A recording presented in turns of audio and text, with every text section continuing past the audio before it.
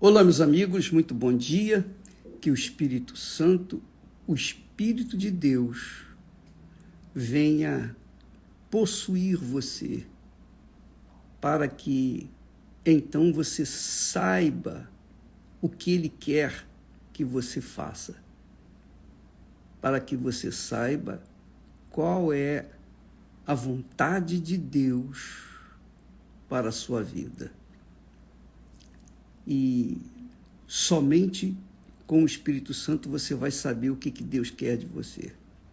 Somente o Espírito Santo pode revelar o que é melhor para você, o que é melhor para a obra dele, a obra de Deus através de você. Veja só,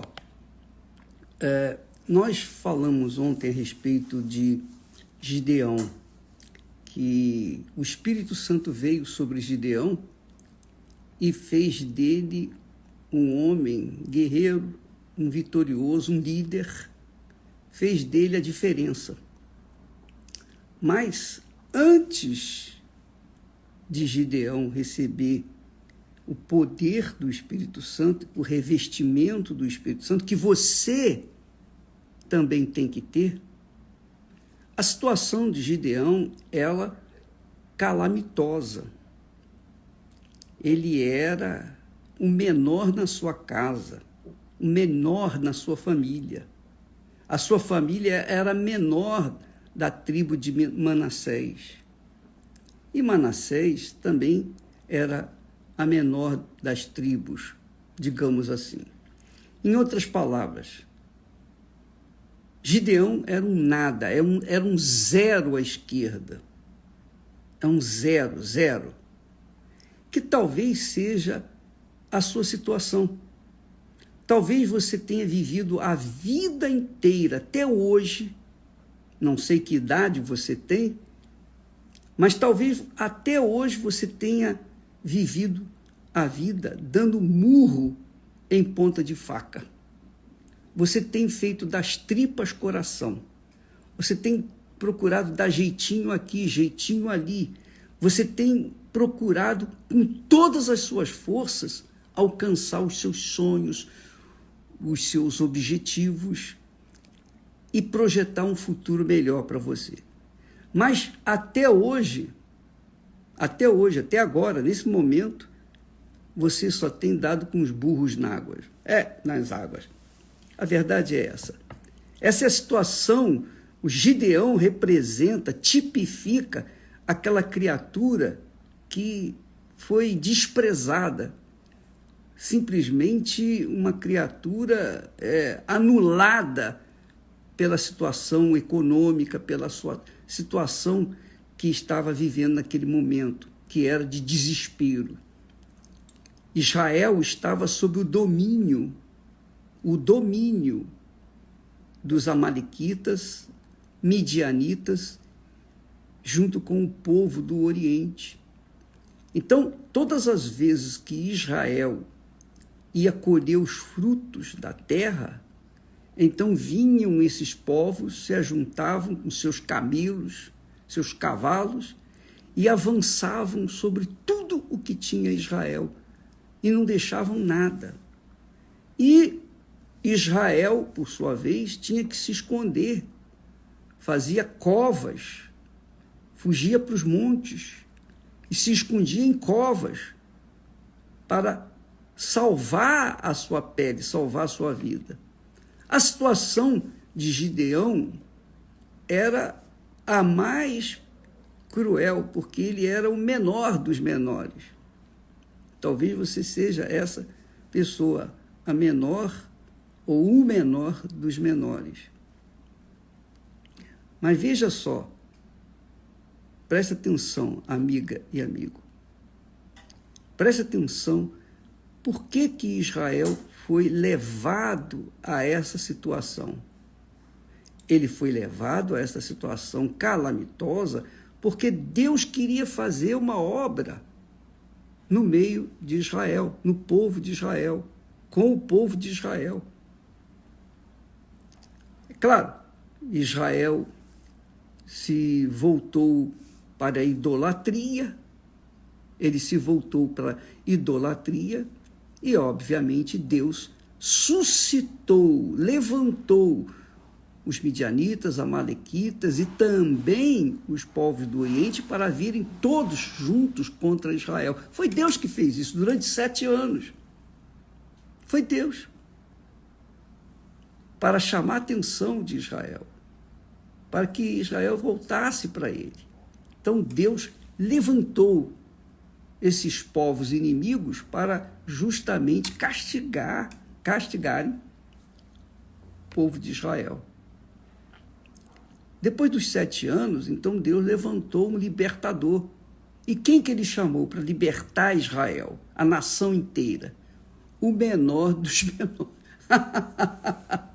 Isso é muito engraçado. Deus chamou o menor dos menores. Ele não foi chamar o mais forte, a família mais bem estruturada. Nada disso. E onde é que estava Gideão? Gideão, diz o texto sagrado, estava malhando o trigo no lagar.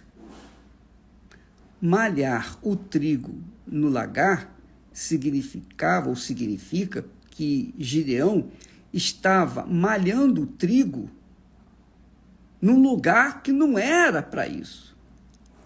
Porque o lagar era um local onde se esmagava as azeitonas, as olivas, para fazer o azeite, para tirar o azeite. E também era o lugar onde colocavam-se as uvas para amassadas, uma vez amassadas, migalhadas, então tirasse o vinho.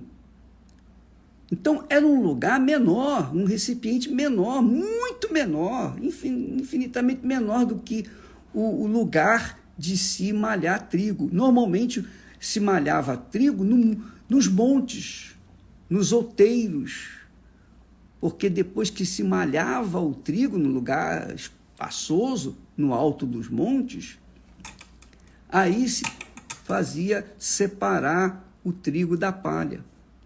Mas a situação de Gideão era tão crítica que ele malhava o trigo num lugar onde era para extrair o azeite, um lugar onde era para extrair o vinho, que era um lugar menor, muito menor. E aí está era a situação de Gideão. Ele era o menor dos menores na sua casa. Além disso, a situação era tão crítica que ele, para salvar um pouco do trigo, para fazer uma meia dúzia de pão, se fosse possível, ele estava malhando o trigo lá no lagar, um lugar que não era para isso, não foi feito para isso. Ora, minha amiga e meu caro amigo, talvez seja essa a sua situação. E Deus tem permitido essa situação na sua vida, sabe por quê? Porque Ele quer dar uma chance para você. É assim que eu vejo. Porque todas as vezes que Israel se voltava para a idolatria, então Deus suscitava inimigos para que Israel viesse acordar, despertar para a voz de Deus, para a sua palavra, as suas leis, os seus mandamentos. E quando Israel era livre, como ele foi livre, através de Gideão, Israel passou por um período bom, mas novamente caiu na idolatria. E esse é o mal das pessoas.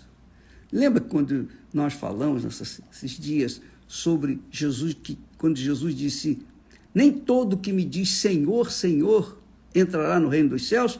Pois é, nem todo Israel era fiel a Deus.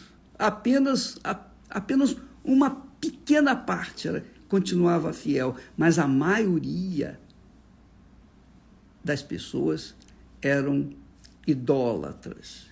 Então Deus suscitava inimigos para despertar a fé dessas pessoas. E é o que tem acontecido a gente tem visto isso também nos dias atuais. Você tem visto testemunhos, nós temos postado testemunhos de pessoas que chegaram no fundo do poço. E por que Deus permitiu que essas pessoas chegassem no fundo do poço? Porque Deus viu nelas sinceridade. E só tinha um jeito de chamar a atenção dessas pessoas, fazendo-as chegar no fundo do poço. Porque enquanto elas estivessem contando com as suas próprias forças, elas não teriam ouvidos para ouvir a voz de Deus. E quem sabe essa é a situação sua.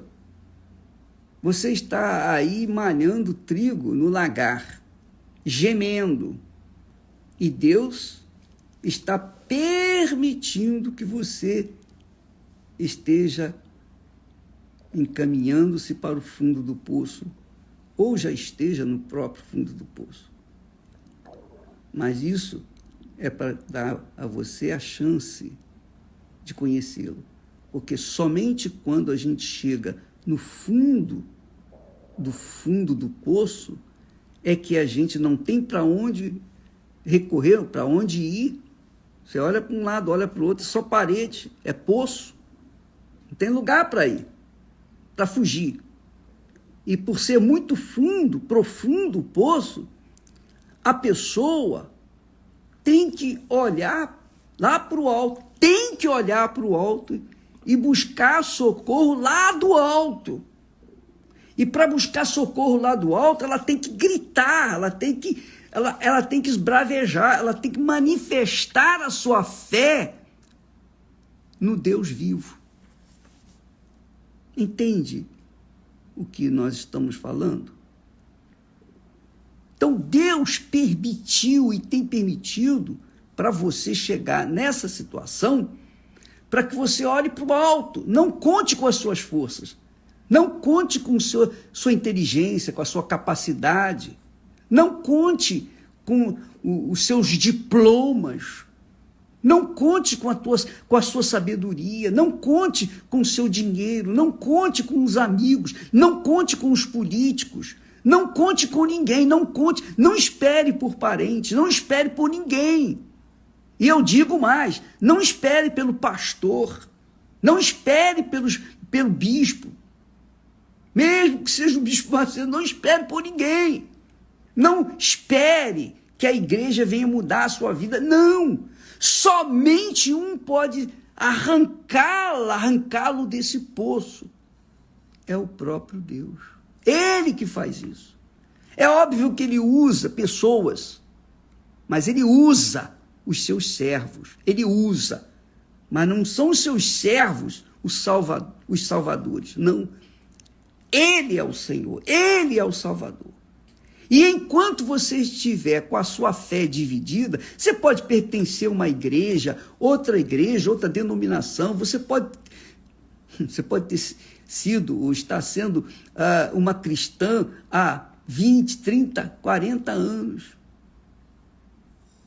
Mas, minha amiga, meu amigo, se você não se inclinou para o Senhor Altíssimo Deus, se você não o invocou, se você não tem o seu Santo Espírito, você sempre será uma criatura dividida entre a sua religiosidade e a sua situação crítica, as circunstâncias que envolvem você. Ontem, ou no sábado, uma senhora veio procurar o bispo na igreja, um sábado à noite. Ela estava passando na igreja e viu ela escrito: pare de sofrer. E ela veio para falar com o bispo. Aí encontrou lá uma obreira, e a obreira falou: não tem reunião agora, à noite, sábado. Vem amanhã, pela manhã, que tem reunião, você pode falar com o bispo. E ela, no dia seguinte, veio na igreja, veio na reunião. E depois da reunião, ela esperou o bispo para atendê-la. E ele atendeu, e ela, chorando copiosamente, disse: bispo, eu sou de uma outra igreja, de uma outra denominação. Eu sirvo a Deus, eu tenho servido a Deus há 20 anos. Eu tenho Jesus no meu coração. Olha só. Eu tenho Jesus no meu coração. Quando ela disse isso, então acendeu a luz vermelha para o bispo, que disse: olha, esse é o seu problema. Jesus no coração significa que toda a sua fé está restrita, limitada aos seus sentimentos do coração. Porque quem tem Jesus no coração quer sentir. Apenas sentir, porque o coração é o centro das emoções, é o centro dos sentimentos. E então ela contou a sua vida, suas misérias, suas desgraças. Tudo tem dado errado para ela. Deus permitiu que isso acontecesse, porque Deus viu sinceridade nela. Mas Deus não se manifestou para ela. Ele deixou ela chegar nessa situação crítica, porque ela estava desesperada, justamente para ela buscar ajuda, para se humilhar, para chegar e dizer: eu preciso de ajuda. E, de fato, depois que o bispo fez a oração, parece que saiu um peso, uma tonelada de cima do seu corpo. Por quê? Porque ela vinha cultuando Jesus no seu coração. Quer dizer, uma pessoa dependente dos sentimentos. Sabe aquelas igrejas, aqueles pastores, ou quem quer que seja, que trabalha com a música, muita emoção, muito sentimento, muito oba-oba, muita sensação. Então, esse tipo de pessoa, talvez seja você me desculpa se falar assim, mas eu tenho que falar a verdade. Se você gosta, amém. Se você não gosta, paciência, mas eu falo a verdade para salvar, tentar salvar, ajudar aqueles que são sinceros. E então, o que aconteceu? Ela saiu aliviada. Ela saiu, sabe, descarregada. Ela estava carregada de um espírito enganador. Porque Jesus não entra no coração. Jesus, o Espírito Santo quer dizer, é o Espírito de Deus, é Deus. Deus é palavra. Deus é palavra. E como Deus é palavra, é espírito, ele usa falar no nosso espírito, no nosso intelecto, não no nosso coração, porque ele sabe, ele mesmo revela que o coração é enganador. A fé no coração é a fé sensacionalista. E é por isso que a maioria das pessoas que se dizem cristãs, evangélicas, crentes, seja lá o que for, vivem uma vida desgraçada.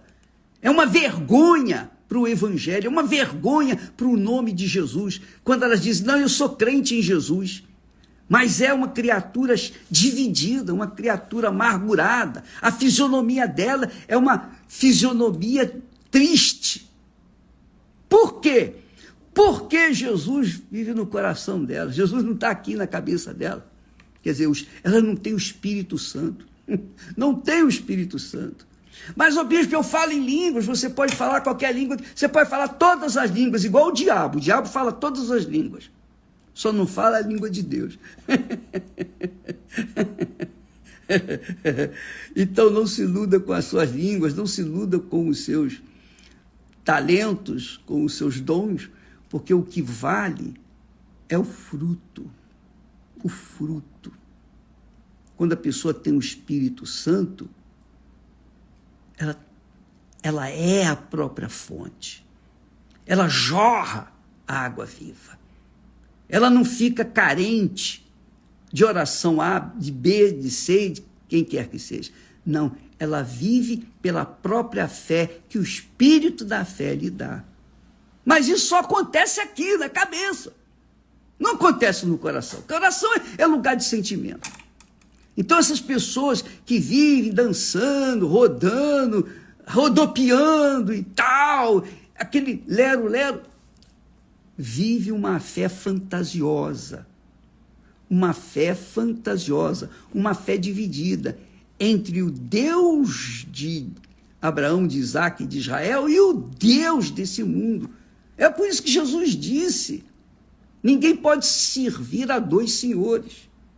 Ou você serve ao Deus vivo, ou você serve a Mamon. E Mamon, aqui, também tipifica as suas vaidades, seus projetos, suas concupiscências, enfim, significa os seus desejos. Você não pode servir a Deus e os seus desejos. Você tem que servir a Deus e acabou. E deixa o resto com Ele. É toda a sua vida, é tudo por tudo. Isso é ter o Espírito Santo. O Espírito Santo vem para guiar a nossa cabeça, dirigir, conduzir a nossa cabeça, para que a nossa cabeça, o nosso espírito, venha guiar o nosso coração segundo a palavra dele, não segundo as emoções, segundo os sentimentos, segundo as coisas desse mundo. Gideão era fraco, débil, o mais pobre, o mais miserável, o mais insignificante, mas Deus viu em Gideão uma sinceridade. Então Deus foi até onde ele estava malhando o trigo lá no lagar. Quer dizer, ele estava, digamos assim, nos dias de hoje, como aquele mendigo cozinhando, fazendo um pouquinho de farinha ou feijão numa latinha na rua, num fogo aceso na esquina ou debaixo de um viaduto. Quer dizer, vivendo uma vida desgraçada. Foi quando o Espírito de Deus veio sobre Gideão e fez dele uma nova criatura. Arrancou aqueles pensamentos obtusos, porque ele mesmo confessou: eu sou o menor, Senhor. Confessou para o anjo: eu sou o menor na minha família, a minha família é a menor de Manassés, e eu sou o menor da minha família. A minha família é pobre, eu sou o menor. Mas Deus viu em Gideão uma sinceridade. É isso mesmo. Ele queria a verdade. E o Espírito Santo veio sobre ele. Ele fez de Gideão um líder. Ele fez de Gideão uma criatura que viesse libertar todo Israel. E Deus quer fazer isso com você. Mas você tem que ser humilde. Você tem que olhar para o alto e dizer: ó, meu Deus, eu tenho colocado a minha fé no Senhor, no meu coração. Ou melhor, eu tenho colocado o Senhor no meu coração. Não, Jesus não. Ele nos dá a palavra. A palavra é espírito. A palavra é ideia. A palavra é pensamento. Quando nós absorvemos, quando nós recebemos a palavra de Deus, é no intelecto, é na cabeça.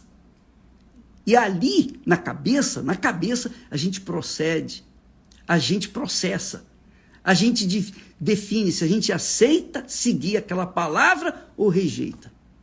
É na cabeça que a gente vai decidir se obedecemos ou não a palavra de Deus. É na cabeça que a gente decide se vai servir ao Senhor dos Exércitos ou vai servir aos nossos caprichos. Por isso Jesus disse: ninguém pode servir a dois senhores. Quem tem o Espírito de Deus só serve a Deus. Quem não tem o Espírito de Deus serve a si mesmo, serve ao mundo, serve a todo mundo, menos a Deus. Essa é a realidade. E quando a pessoa serve a Deus, ela é uma fonte, porque jorra, está sempre jorrando, sempre dando. Ela não é uma mendiga pedindo: por favor, pelo amor de Deus, ora por mim, me ajude aí. Não, ela é a fonte, ela dá, ela tem para dar, não só hoje, mas todo santo dia, chova, faça sol, ela é uma fonte. É assim que é o verdadeiro cristão, o verdadeiro discípulo, o verdadeiro servo de Deus, que não pensa em si, não pensa no seu futuro, não está preocupado com a sua família, não está preocupado com o seu umbigo, está preocupado em servir ao Senhor, fazer a vontade do Senhor. Então, quando a pessoa tem esse desejo de servir de fato e de verdade, ela coloca toda a sua vida no altar, ela vai com tudo para o altar, ela sacrifica toda a sua vida, ela não sacrifica meia dúzia de moedas, não. Ela sacrifica toda a sua vida, sua mente, seu coração, seus desejos, suas concupiscências, suas vaidades. Ela sacrifica o seu corpo. Ela sacrifica sua trindade, que é espírito, alma e corpo. Ela coloca tudo no altar. É tudo por tudo. Primeiro é o Senhor. Se ela não fizer isso, minha amiga, meu amigo, esquece. O Espírito Santo não vai vir sobre ela. E se o Espírito Santo escolhe uma pessoa, quando ele escolhe uma pessoa, ele coloca isso dentro dela. Foi o que aconteceu comigo. Eu estou falando para você o que eu experimentei. Eu posso falar isso para você. E eu falo isso para você não porque eu sou alguém superior a você, não. Eu também era um menor na minha casa era menor da minha família, etc, etc, etc, etc. Cheio de complexos, cheio de traumas, cheio de problemas, cheio de coisas, cheio de nhenhenhê. Mas Deus viu uma sinceridade em mim. E Ele então veio e me consagrou, e me encheu do Espírito Santo, me deu o seu Espírito. E aí mudou o meu pensamento. Mudando o meu pensamento, mudou a minha vida. E a vida de muita gente que Ele tem salvado. Ele tem salvado. Através desse vaso de barro. Minha amiga, meu amigo, é tudo ou nada com Deus. Não existe meio termo. Não existe um jeitinho brasileiro, não. Uma banana. Essa é a verdade para aqueles que querem agradar a Deus e a mamão. Ou é ou não é. Ou vai ou racha. Fé é isso. Fé não é você frequentar uma igreja, uma denominação, ainda que seja igreja universal do reino de Deus. Não, fé é a entrega. Você entrega toda a sua vida àquele que você diz que crê. Se você crê no Senhor Jesus de todo o seu coração, você coloca toda a sua força. Porque os espíritas costumam fazer isso. Para a vergonha de muitos cristãos, muitos espíritas colocam toda a sua vida, vão para o roncó, tiram a roupa, são sacrificados, bebem água de abô, fazem de tudo e por tudo para agradarem os espíritos, as entidades. Ora, será que Deus merece o resto? Qual o tratamento que você tem dado para com Ele?